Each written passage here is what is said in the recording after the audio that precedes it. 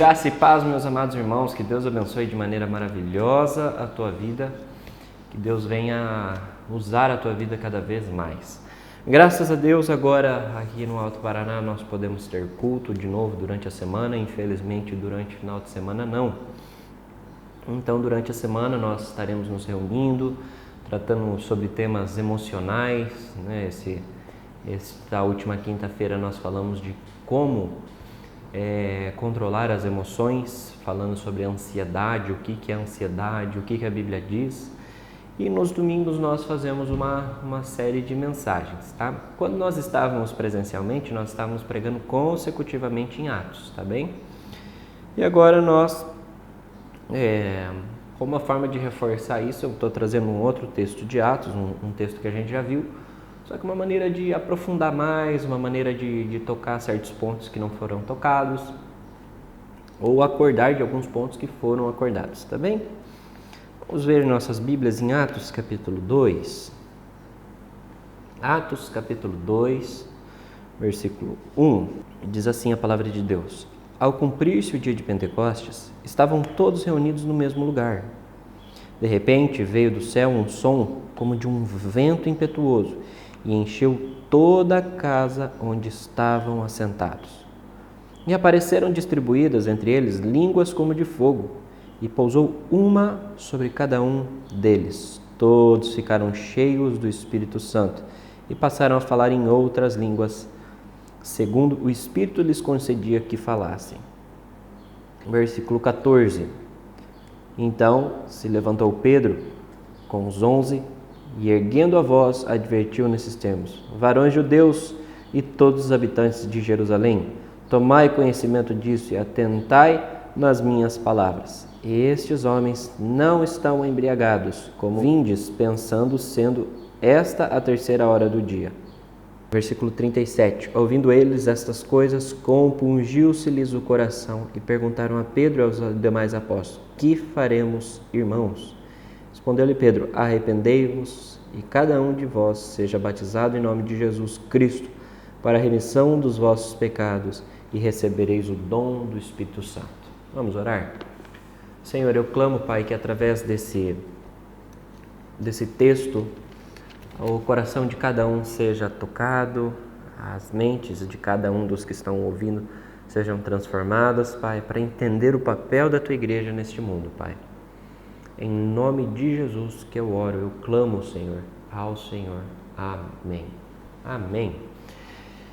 Então, irmãos, Deus colocou algumas coisas na terra com alguns propósitos. Por exemplo, Ele colocou as árvores na terra para que o ambiente, o clima continuasse exato. Nós inalamos oxigênio e liberamos dióxido. A árvore toma esse dióxido e libera oxigênio.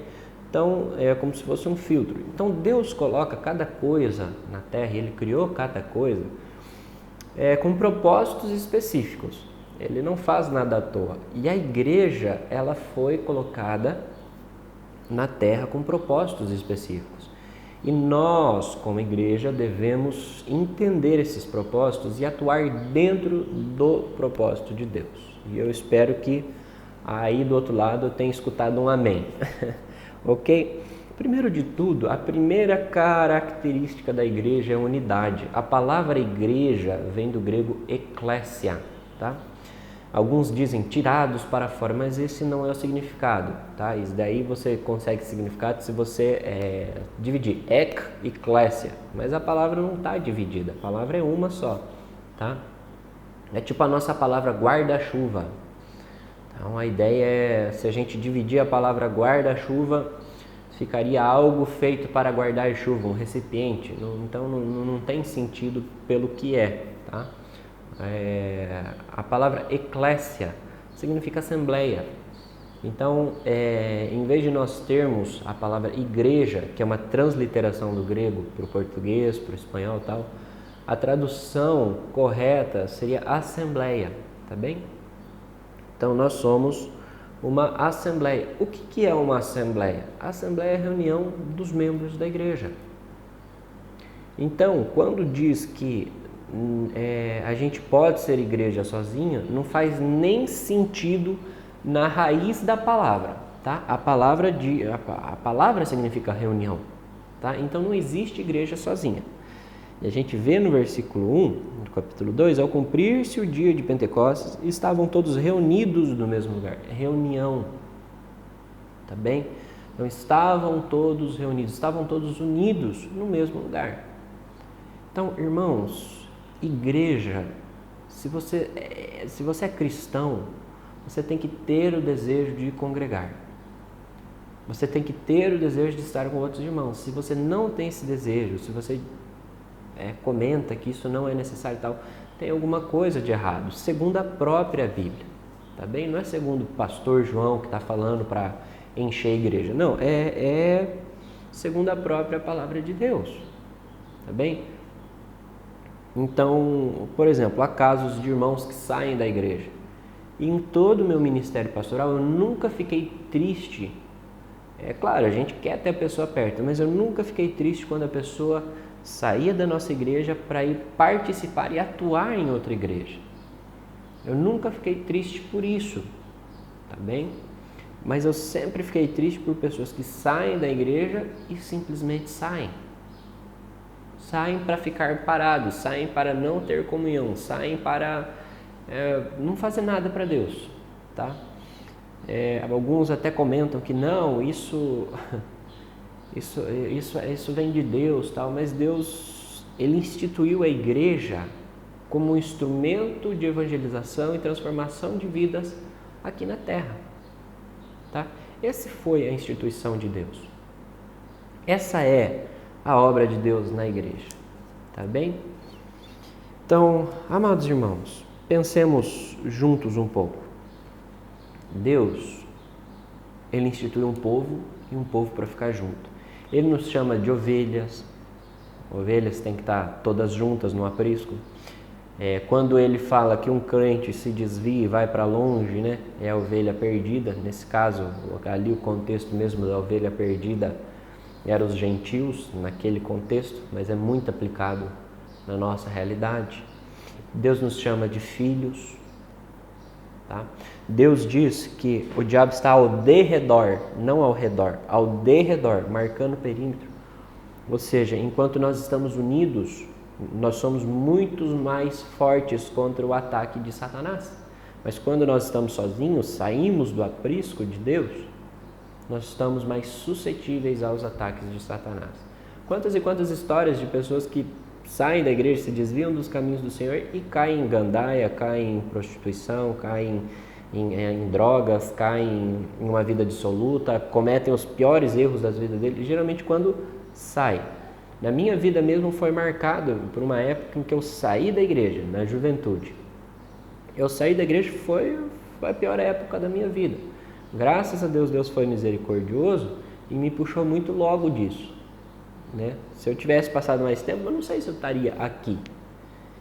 Então, irmãos, Deus é bom e Deus quer seu povo junto. Agora, vamos aplicar para as nossas vidas? Então, aplicando para as nossas vidas, funciona assim. Irmãos, congregar faz parte da vida cristã. Tá? Se você não gosta de congregar, tem alguma coisa errada. Você tem que orar e entregar essa parte a Deus. Porque estar junto com os irmãos, fazer parte de uma comunhão, é propósito de Deus, tá? É propósito de Deus. Agora, vamos entender por que existem denominações. Vamos colocar a igreja menonita, ela é muito parecida com a batista. Aí a presbiteriana é mais ou menos parecida com a menonita, tá? Aí tem já a pentecostal, que é um pouco parecida com a batista, só que tem diferença na parte litúrgica.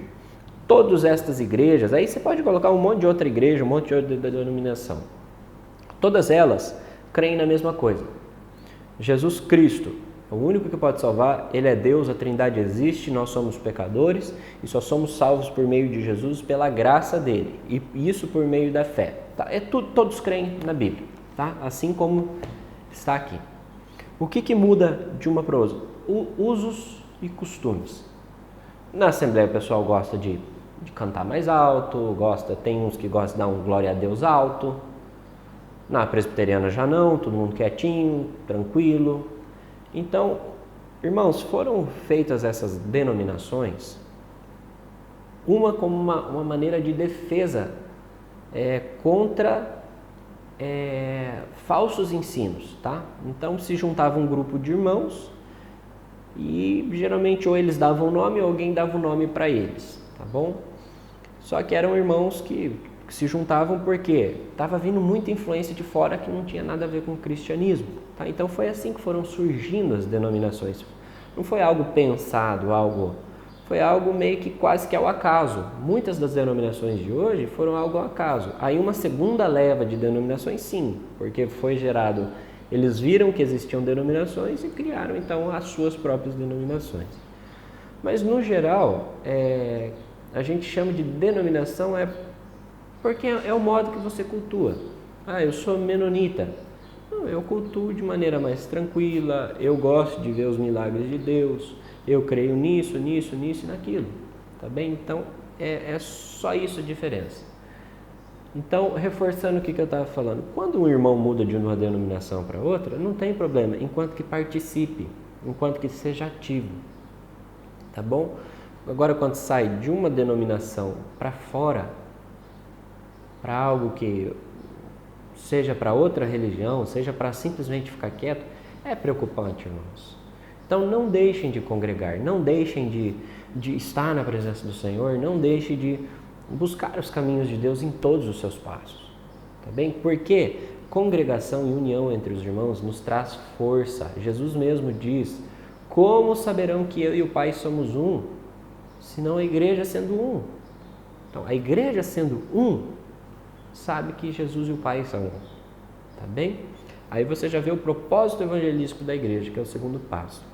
A igreja estava reunida, o Espírito Santo desceu e cada um começou a falar em uma língua humana, tá bom?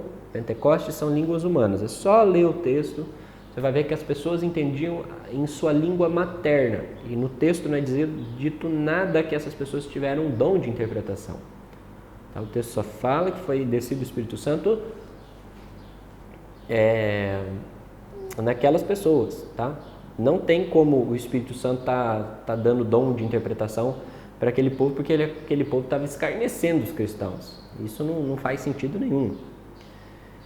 Então, justamente aí, o Espírito Santo ele entra na igreja e dá força para expandir.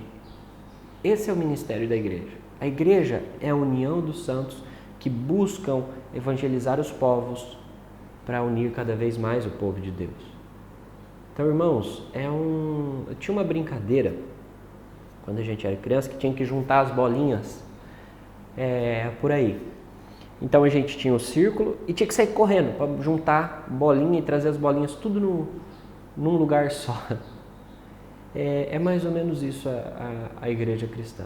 Nós estamos unidos, mas buscando acrescentar pessoas. Nós não somos um clube, tá? Nós somos uma missão. Então, meus irmãos, não basta só congregar, tá bem? Congregar é o primeiro passo, a coisa mais simples que tem, que é simplesmente vir no domingo, simplesmente vir na quinta, simplesmente estar junto com os irmãos, marcar uma janta com o irmão, tá? Então é congregar. O segundo passo, meu querido, é ministrar, tá? Então você precisa falar do evangelho para as pessoas e você também precisa ter um ministério. Por exemplo, um ministério que eu me sinto confortável: ensino e pregação, aconselhamento. São 3 ministérios que eu me sinto confortável, me sinto bem, que é um ministério que eu desenvolvo bem, tá? Existem outros ministérios que eu faço?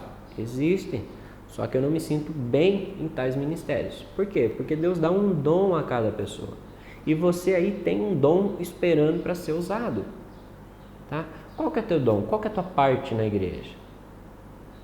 Entende? Qual que é a tua função? Esquentar banco não vale, tá?